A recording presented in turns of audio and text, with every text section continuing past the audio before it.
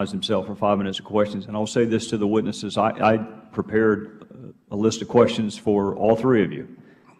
But during the ranking member's opening statements, I shared with him on the floor, my mind went away from the questions and I went back to South Carolina in the very same month, the very same year that the IRS was conferencing in Anaheim.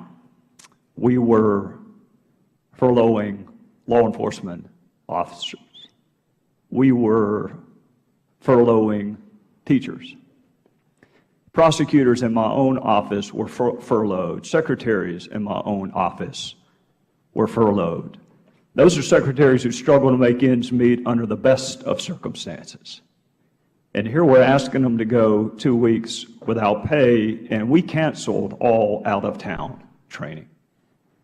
We brought our own food to our Thanksgiving and Christmas office socials.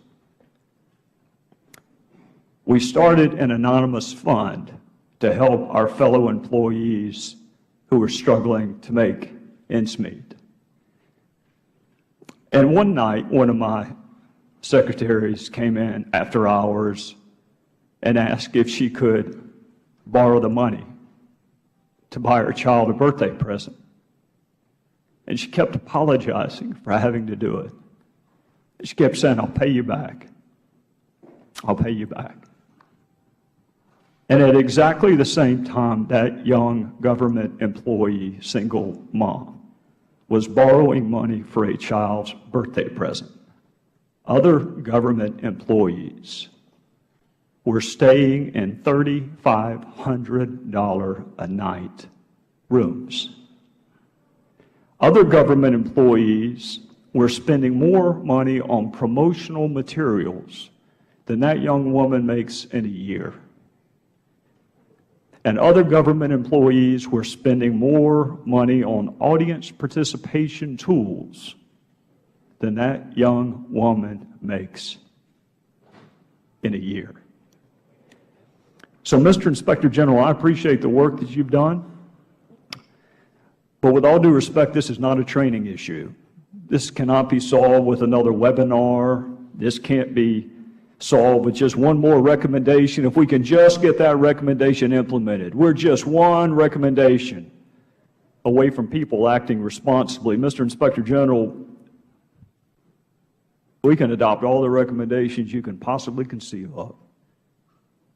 I'll just tell you, it strikes me, and maybe it's just me, but it strikes me as a cultural, systemic, character, moral issue. The IRS has been in existence, depending on how you want to count, either since 1862 or 1918. But in either event, they've had 100 years to figure out that while your fellow Americans are losing their jobs and their health insurance and their homes, you do not spend $4 million at a conference for which there is no accountability. You do not hire people to make meaningless speeches or artists to paint paintings of Bono.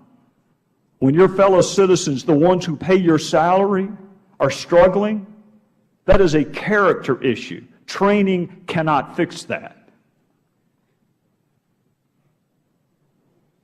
They sent more than 25 employees on a scouting trip to see whether or not the hotel was okay. That's not going to be fixed with training, Mr. Inspector General.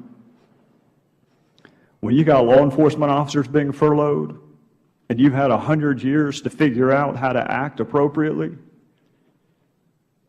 you don't need an IG report to tell you that spending $27,000 for someone to talk about how random combinations of ideas can drive radical innovations, there's not a webinar in the world that's going to fix that.